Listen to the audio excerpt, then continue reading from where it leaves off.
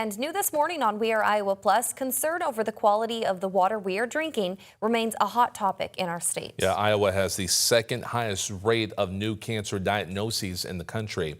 And Local 5's Max Swenson is digging deeper into finding out exactly why that is.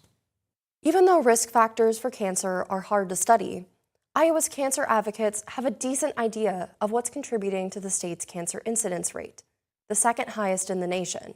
Tobacco use came up in our conversations time and time again. Tobacco and radon are the two biggest risk factors for lung cancer, one of the 4 cancers that sets Iowa's cancer rate apart. Radon is an invisible, odorless, radioactive gas.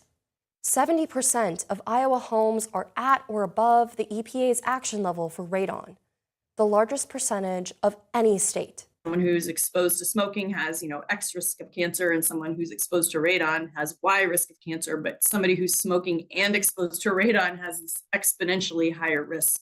Iowa also has the 4th highest rate of alcohol-related cancers. Alcohol promotes estrogen, a risk factor for breast cancer, another cancer seen at higher rates in Iowa. As for nitrate, the cancer connection in Iowa isn't as clear as it is with tobacco, radon, and alcohol.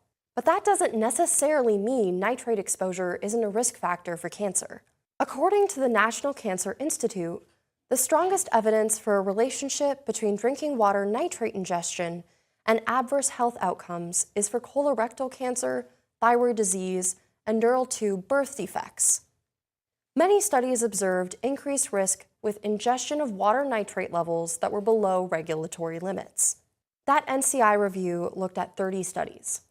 Everyone I spoke to agreed. We need more data.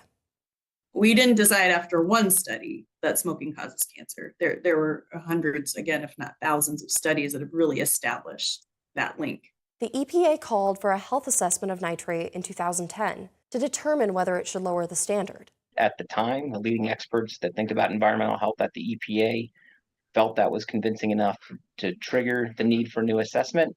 That's something we should be paying attention to. Studies do show long-term effects, like colorectal cancer and poor birth outcomes, happening at levels below that legal limit.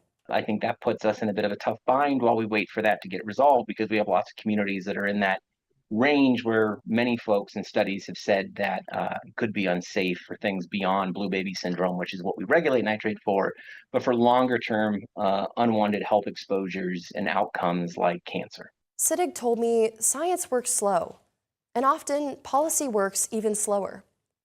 That has some people pushing for a proactive, not reactive approach. You can't wait around for absolute certainty in all cases before you start looking into ways of protecting the public. And I feel like that's where we're at when it comes to nitrates in particular. Lots of more people who are getting cancer every year, and some of them passing away. So there's a pretty big cost to waiting.